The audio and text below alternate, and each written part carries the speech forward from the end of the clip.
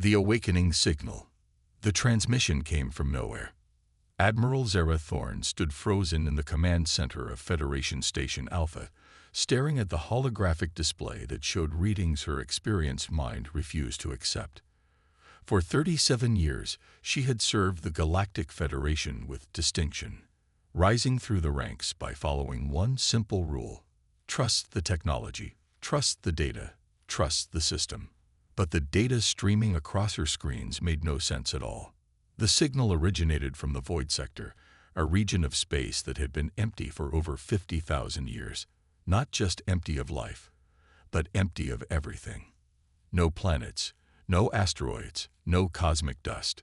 Nothing but the cold darkness between stars, monitored constantly by the Federation's most advanced sensor arrays. Yet somehow, something was broadcasting from that impossible emptiness. "Run the scan again," Thorne ordered, her voice cutting through the nervous whispers of her bridge crew. Lieutenant Commander Hex, a tall insectoid officer with compound eyes that could process data faster than most computers, worked frantically at his station.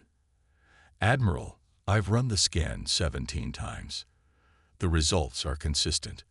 There's definitely something out there, approximately 47 light-years into the void sector." "That's impossible," muttered Dr. Yelan, the station's chief science officer. The elderly crystalline being's translucent form flickered with patterns that indicated deep confusion. "Our historical records show that sector has been surveyed countless times. There's nothing there. There's never been anything there." Thorne's jaw tightened. She had built her career on solving impossible problems, but this one felt different. The transmission wasn't just any signal. It was broadcasting on frequencies that had been restricted for millennia. Frequencies that belonged to a species that no longer existed. "Admiral," Hex called out, his voice trembling slightly. "The transmission is strengthening. I'm detecting multiple sources now.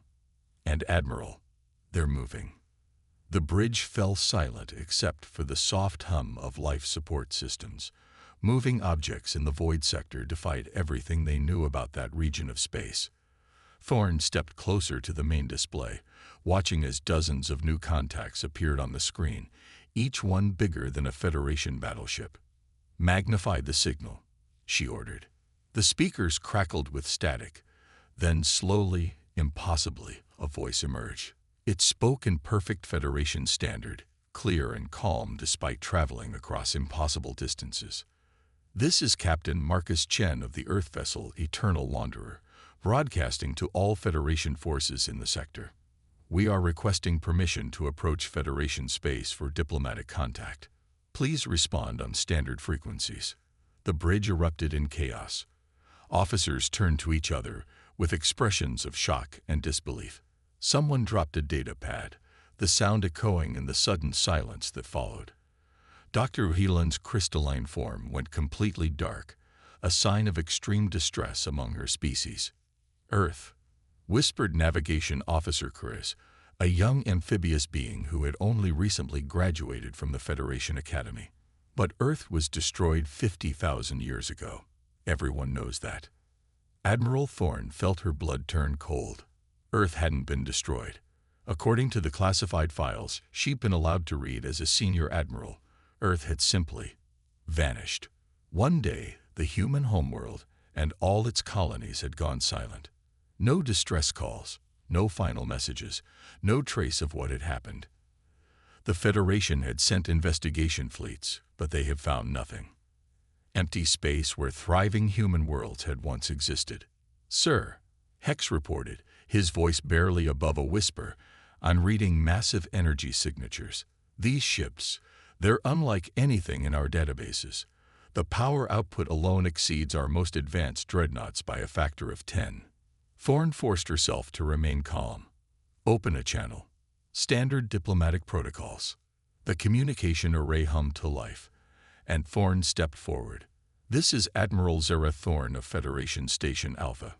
Captain Chen, please identify yourself and state your intentions.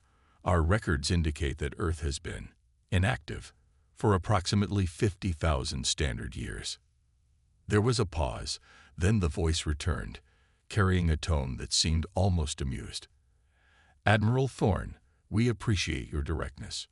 Earth has been far from inactive. We've been watching, learning, and growing. As for our intentions, we believe it's time for the Federation to answer some very important questions.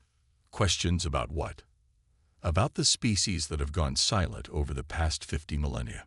About the civilizations that developed faster than expected and then mysteriously vanished. About Project Silence. Admiral Thorne's heart stopped.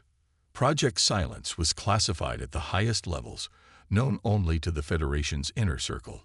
How could these humans possibly know about it? Before she could respond, her tactical officer shouted a warning. Admiral. Multiple contacts decloaking throughout the system. The main display lit up with dozens of new ships, each one sleek and elegant, unlike anything in the Federation's archives. They hadn't appeared on sensors. They had been there all along, invisible to the Federation's most advanced detection systems. My apologies for the dramatic entrance, Captain Chen's voice continued, unperturbed by the panic on the bridge. But we wanted to demonstrate that we've been here longer than you might think.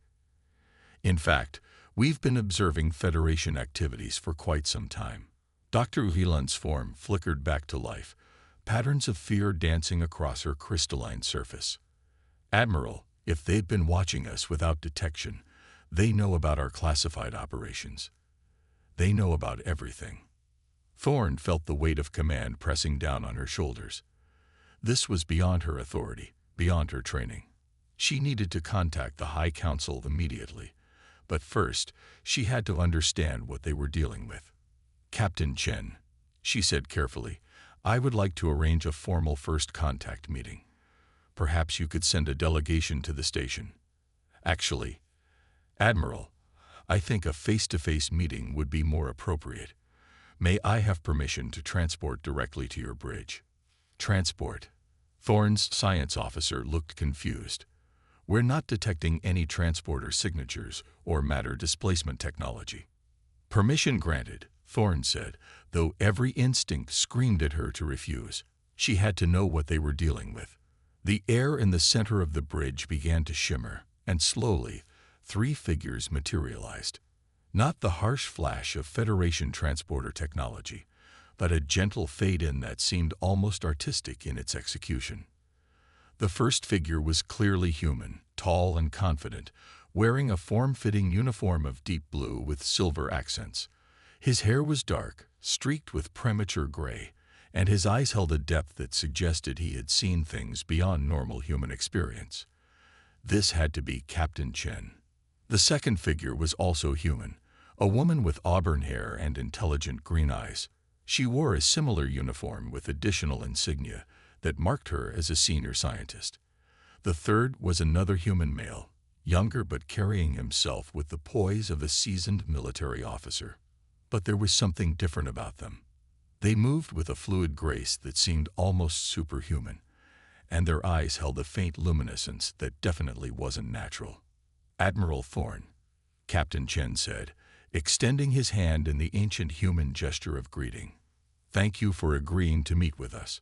I'm Marcus Chen, and these are my officers, Dr. Elena Rodriguez, our Chief Science Officer, and Commander Jin Park, our tactical specialist.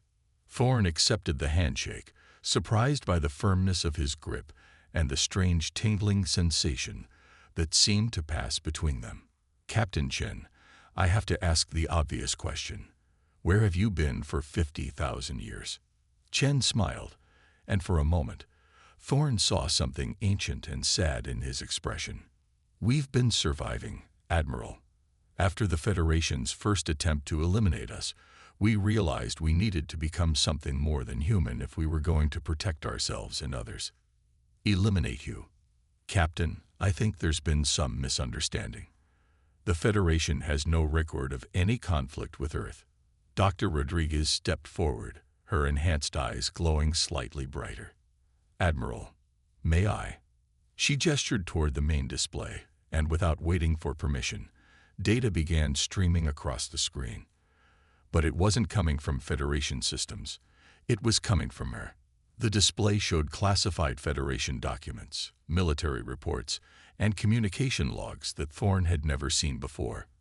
Documents that detailed systematic attacks on developing human colonies, plans to limit human expansion, and ultimately, orders to make Earth go silent permanently. "These are forgeries," Thorne said, but her voice lacked conviction. The documents bore all the proper authentication codes and security markers. "I'm afraid not," Commander Park said, his voice carrying a subtle harmonic that seemed to resonate in the bones of everyone present.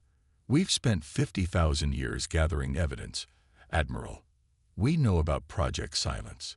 We know about the systematic extinction of species that developed faster than the Federation deemed acceptable.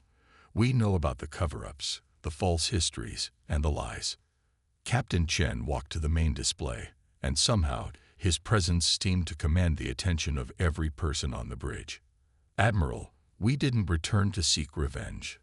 We returned because we've been protecting the survivors, and it's time for the galaxy to know the truth." "Survivors?" Thorne asked weakly. "The species the Federation thought it had eliminated completely. The Villani, the Cortex, the singing crystals of Andromeda 7. They're all still alive, Admiral. Hidden, protected, and waiting for the day when they could emerge safely." Dr. Rodriguez manipulated the display again, showing images of thriving colonies and cities filled with beings that Federation records listed as extinct. "We've spent 50 millennia becoming their guardians, their protectors. And in return, they've helped us evolve beyond our original limitations." Admiral Thorne sank into her command chair, the weight of revelation crushing down on her. Everything she had believed about the Federation, about galactic history, about the natural order of things, was crumbling around her. "What do you want from us?" she asked finally. Captain Chen's expression hardened. "We want the truth to be revealed. We want Project Silence to end. And we want the Federation to answer for 50,000 years of hidden genocide." "And if the Federation refuses?" The three humans exchanged glances, and Thorne saw something flicker between them, a communication that transcended words. "Then, Admiral," Captain Chen said quietly, "the Federation will discover that humanity has become something they never imagined possible, something they definitely can't control or eliminate." As if summoned by his words, the bridge's communication systems crackled to life with incoming transmissions from across the galaxy. Similar human ships were appearing near every major Federation world, each one broadcasting the same message. The silent years were over, and humanity had returned with friends the Federation thought they had buried forever. Admiral Thorne looked at Captain Chen and realized that everything was about to change. The galaxy was about to learn what happened when humanity decided to stop hiding and start protecting those who couldn't protect themselves. And judging by the calm confidence in the captain's eyes, the Federation was completely unprepared for what was coming next. The truth unveiled. The emergency session of the Galactic Federation High Council convened in complete chaos. High Chancellor Vex, a massive reptilian being whose species had held power in the Federation for over 20,000 years, slammed his ceremonial staff against the crystalline floor of the Great Chamber. The sound echoed through the vast space where representatives from 200 species sat in floating platforms, all talking at once, all demanding answers that nobody seemed able to provide. "Order!" Vex roared, his voice amplified by the chamber's acoustics until it thundered like a storm. "We will have order in this chamber." Slowly, the chaos subsided, but the tension remained thick as plasma. Admiral Thorne stood at the central podium, still trying to process everything that had happened in the past 12 hours. Around her, the greatest minds in the galaxy waited for an explanation she wasn't sure she could give.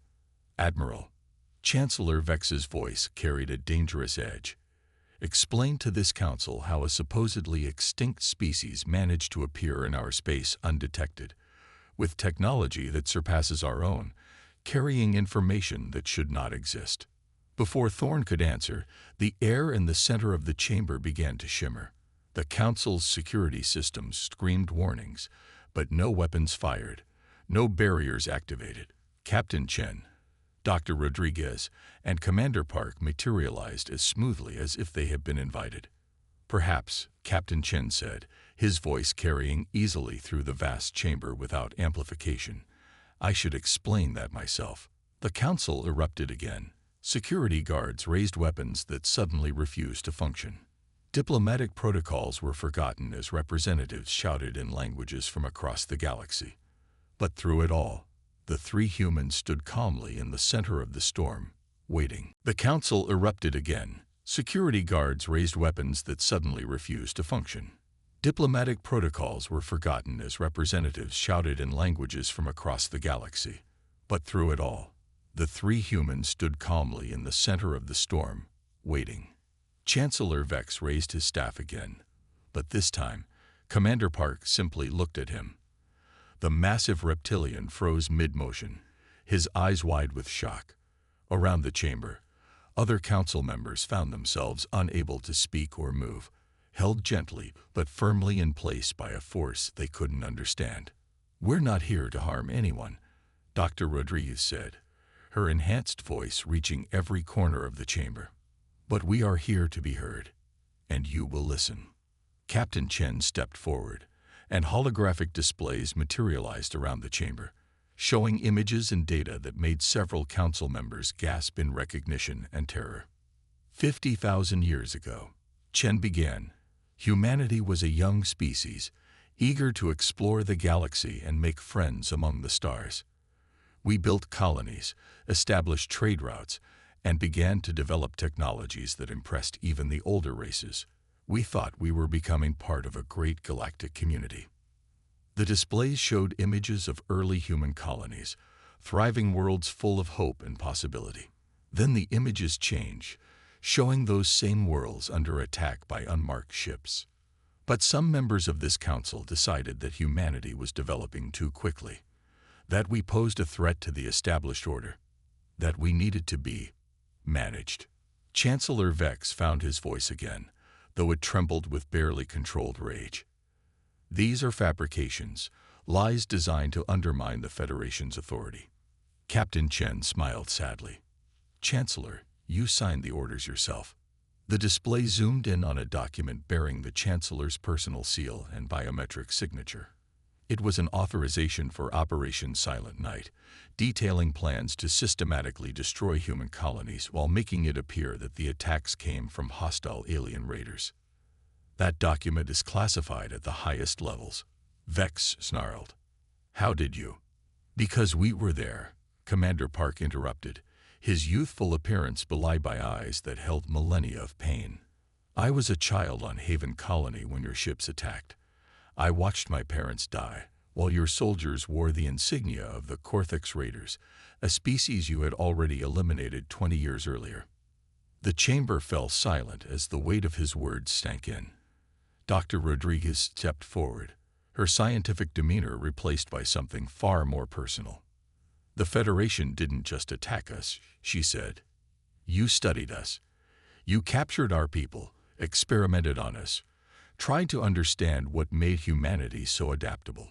And when you realized you couldn't control us, you decided to eliminate us entirely."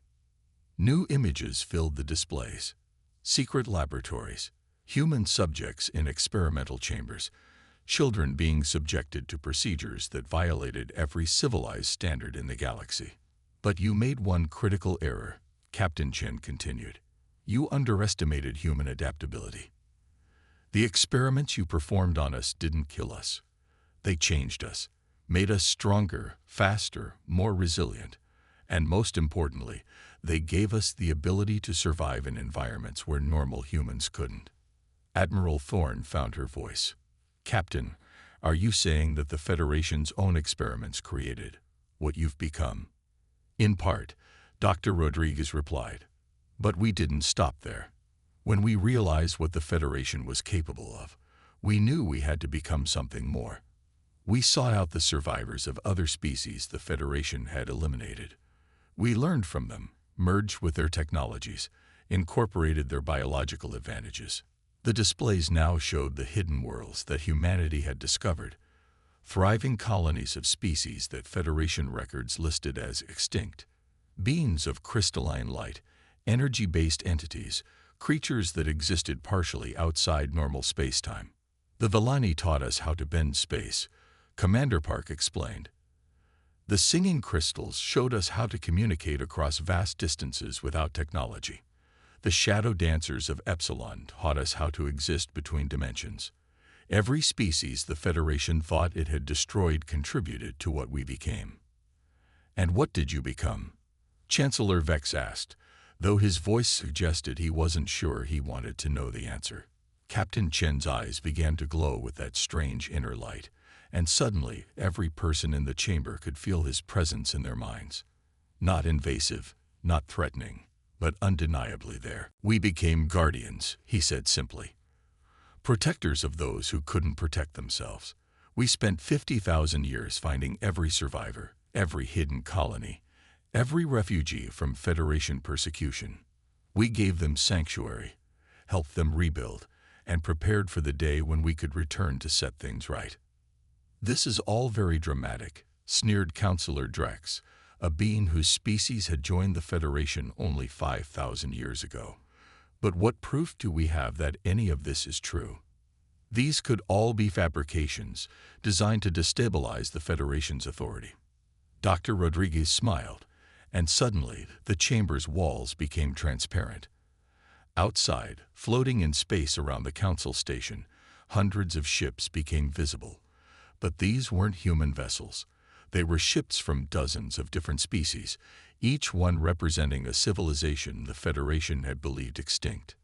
Perhaps, she said, you'd like to hear from them directly. The chamber's communication systems activated without anyone touching the controls, and voices began speaking in languages some of the counselors hadn't heard in millennia. As universal translators kicked in, the meaning became clear. We are the Villani, fought extinct for 47,000 years. We stand with humanity. We are the crystal singers of Andromeda 7. The Federation burned our worlds, but we survived. We stand with humanity. We are the children of Cortex Prime. You used our name to hide your crimes. Today we reclaim it. We stand with humanity. One by one, representatives of supposedly extinct species identified themselves, each testimony a nail in the coffin of Federation history. Chancellor Vex's massive form seemed to shrink with each voice, his reptilian features growing pale. What do you want? He finally asked, his voice barely above a whisper. Captain Chen looked around the chamber, meeting the eyes of every council member who dared to look back. We want the truth to be revealed to every citizen of every world in the Federation. We want Project Silence officially disbanded and its records made public.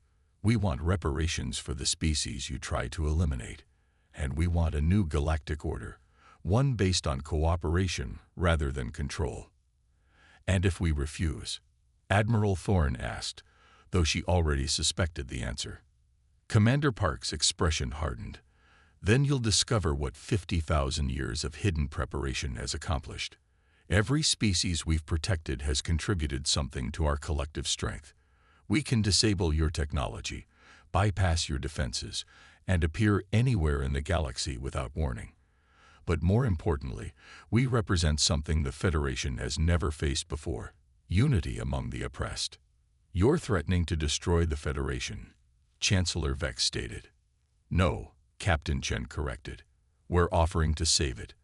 The Federation can evolve, become something better than it has been. But that evolution requires acknowledging the truth about its past and taking responsibility for its crimes. Dr. Rodriguez stepped forward, her scientific mind already working on the practical aspects of what needed to happen. We have detailed plans for transitional governments, reparation programs, and integration protocols for the returning species. This doesn't have to be destructive. It can be the beginning of a true golden age for the galaxy.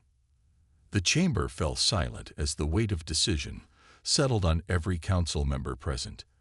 They could see the ships outside, representing species they had thought safely eliminated. They could feel the presence of humans who had become something beyond their ability to control or defeat. And they could see, in the calm confidence of Captain Chen and his officers, that this wasn't a negotiation. It was an ultimatum wrapped in the courtesy of diplomatic language. Chancellor Vex looked around the chamber, seeing fear, confusion, and in some faces, relief. Finally, he spoke. "The Federation Council will need time to consider your proposals." "Of course," Captain Chen replied. "We've waited 50,000 years. We can wait a little longer. But, Chancellor, understand that our patience, while considerable, is not infinite. The galaxy's hidden genocide ends now, one way or another." The three humans began to fade from view, but Captain Chen's voice remained clear and strong. "We'll be watching, as we always have. But now, instead of hiding in the shadows, we'll be standing in the light. The age of secrets is over. The age of truth begins now." As they vanished completely, the chamber erupted in the kind of chaos that comes when an entire worldview collapses in the span of an hour. But outside, in the void of space, hundreds of ships from supposedly extinct civilizations held position, their message clear.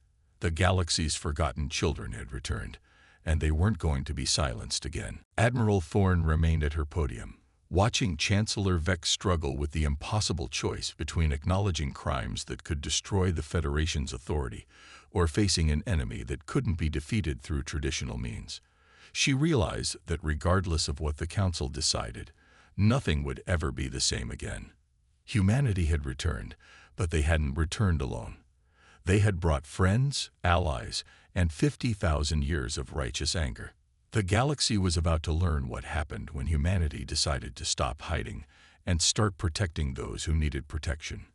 And judging by the determination she had seen in Captain Chen's eyes, the Federation was about to discover that some forces of change were as inevitable as the stars themselves.